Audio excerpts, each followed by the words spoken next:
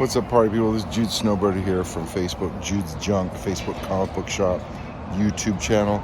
And people are always asking, hey, what app do I use? And maybe they'll put in to track their comics, to price their comics. And everybody puts in their one-word answer, and they're all right. So I'm hoping to a video to try to explain something to, if someone's asking what app do I use, this sounds like they're new and they're trying to figure things out. There's really only one searchable database, CLZ. It's got 10,000 unique searches. So if you have a large collection like I do, or if you're going to have a larger collection, and large might be 200, it might be 10,000. So, but if you want to be able to search through and say, okay, what books do I have that Scott Campbell has written in? What books do I have that are signed by Stan Lee? What books do I have that are newer than 1999? What books do I have that are... So it's a searchable database, and you can put in customized tags. So one of my tags are like homages. So an ASM 300 homage is a tag, or so any of the homages. I have other tags like, signed is a... Even though you can have a signed slab, I have a signed tag. And then I have also a tag for sketches. So you can put in these customized tags so that you can really, all books that have Black Cat on the cover. You can already do a search for characters that are in the comic book like Black Cat, and if you want to do a search on all cool Black Cat covers, you can tag it and say Black Cat cover, and then you can search for that. So if you want a real customizable, searchable database, CLZ is the only option out there. Everything else is a yellow pad and a list of comic books. That's not keeping track of your comic books in most of our opinions. That's just a list. Now, are there free things to do that on? Yes. I don't really know how they're helpful.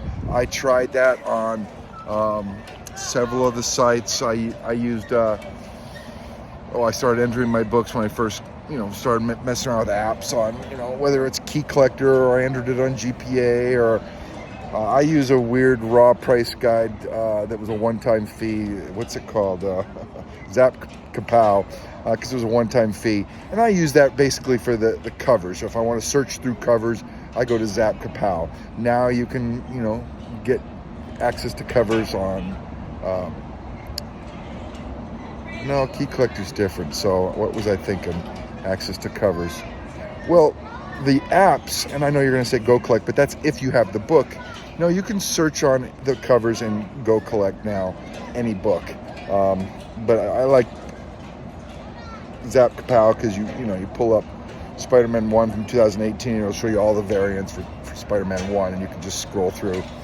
So anyways, the only app to really keep track and customize and search your database is CLZ. What a lot of people like is the functionality to link up coverprice.com, which is a valuation app price guide for raws and graded. If you want to do it, great. If it helps you, great. I tried it for a year, couldn't stand it. It was worthless. I get all my prices using other tools. I didn't find the graded prices valuable. If I'm going to look up raw prices to buy or sell, I'm going to look them up on what sold recently on eBay and My Comic Shop.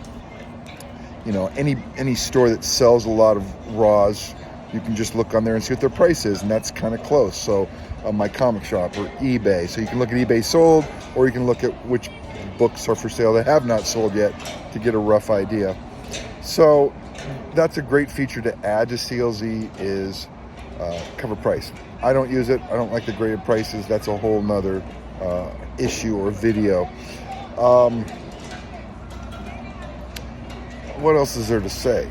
I mean, is it cost a fee? Yes. Do I use the phone app as well as the online laptop software? Yes, I use both. So I get a subscription for both with CLZ. The online tool I use all the time, but I'm buying and selling and looking through books, and I use the phone app, and there's extra features online that are not in the app. There's edit features online that are not in the app. So it depends on really how much you're dealing with your books. if you're buying, you're selling, you're digging through them. I don't use the scanner. I don't buy a lot of new books, so I don't use the scanner feature, but some people buy a lot of moderns and they love the scanner feature and it enters it real quickly. But CLZ, compared to what we did in the 80s, is amazing. Forget about all the other stuff that just create a list. If that's what you want, you can create a list on Excel. It's sure you have to enter it. If you want to use any of those free sites for a list, go right ahead. If some of those free sites, put in some value data and that's good enough for you, great. But it's not a true searchable database, and that's the difference between having a list that might have one or two fields on it, like price or title, that you can search. Having a true database that has 10,000 unique searchable fields is very helpful for the more active you are in buying, collecting, which might be different than buying and selling. So there was one thing I was thinking of I was going to add to it, but I don't know if I can remember it. CLZ app is excellent in my opinion, and it costs money, and the price is going up, and it is totally worth it. Anyways, happy hunting, guys.